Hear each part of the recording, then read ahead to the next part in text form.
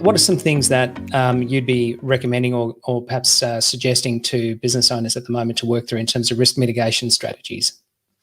So look, I think there's really there's two or three areas that I'll be focusing on. One, just going back to what I was talking about earlier. One is about the exposure risks, and you've really got to look at what are the particular tasks or activities or processes in my business that could potentially result in exposure. So if you've got people working in a clinic where they come into contact with the general public, how do we sustain, or how do we get those separation processes in place? And a lot of this information, to be honest, is freely available online. And I think even in the last 6 to 8 weeks, we've learned a lot about that. But looking at social isolation strategies, if you look at the hierarchy of controls, if you can eliminate the exposure by doing things like working from home, then I'll be looking at that.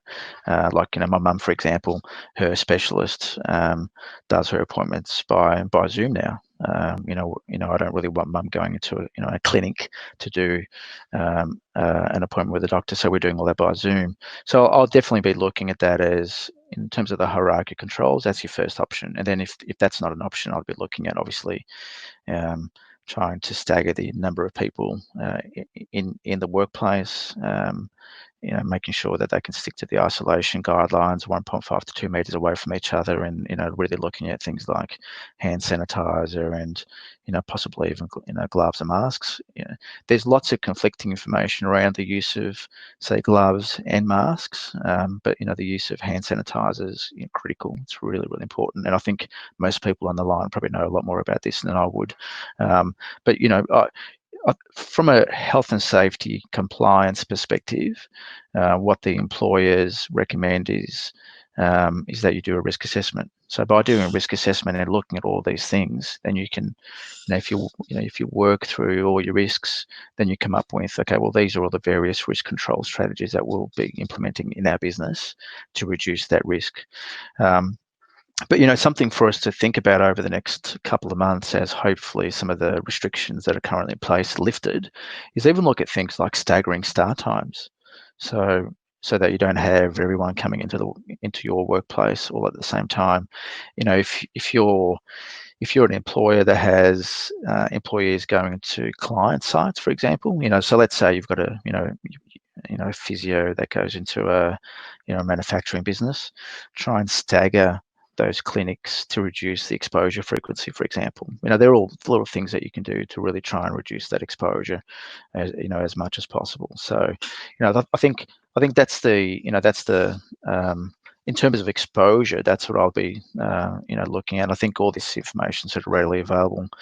But then in terms of for those that have got people working from home, again, I think to be honest, I think this is probably one of the biggest issues facing many employers. And again, 6-7 weeks ago, working from home, I think some people thought that this would be a short-term thing, but certainly this is becoming,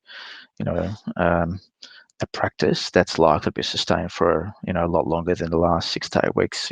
We've been working from home now for about 6 weeks, and the first 3 or 4 weeks, I actually thought this was pretty good. I was pretty efficient. I was getting through a lot of work. I was enjoying not traveling. I travel interstate a lot, but we're 6 weeks into it, and I'm becoming a little bit, I'm getting a bit of cabin fever. So, really looking at things like activation strategies to combat social isolation, doing regular check-ins, WhatsApp and other social media groups, looking at things like job design changes where possible. Can you change the way the individuals do their job? And in many cases you can't, but that's something you'd be looking at.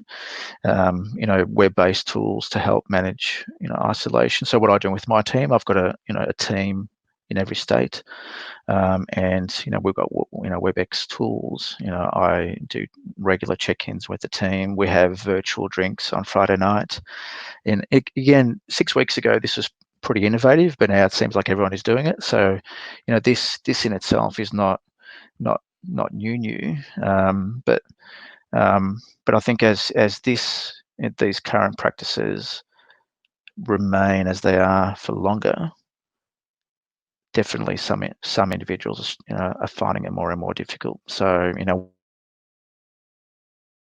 okay, that are really struggling, to look at specific advice for them, and even potentially getting clinical assistance for those that really need it. And I suspect there'll be people on the line right now that specialise, in this. For those who are advocates of meditation or mindfulness practices, I highly recommend meditation. It's a really good way of getting away, thinking about what the future holds, and really focusing on what's happening to me right now, and being really in touch with how I'm feeling. So promoting mindfulness practices is really, really important. And I think from my perspective, and in particular, a lot of the workplaces that are implementing salary reductions and the like, and creating uncertainty, is just really being positive about what the future looks like. At the end of the day, we're all in this together. I don't know anyone who isn't impacted by what's happening at the moment. So just maintaining a really positive outlook, as naive as it sounds at times, I think is really, really important. And in particular, the role that a lot of people on the line right now play in this whole pandemic is such an important function, during, a crisis. I think it's important just to remind people what we're here for, and the importance of the roles that we're playing. I think that's really important in just keeping everyone centered and focused on these sorts of issues. So then all of a sudden, some of the the things that are creating uncertainty and anxiety, because we're all working from home, probably working a lot harder than what we normally do, become less critical. Well, it works for me anyway. Just really keeping a positive outlook, is really helpful.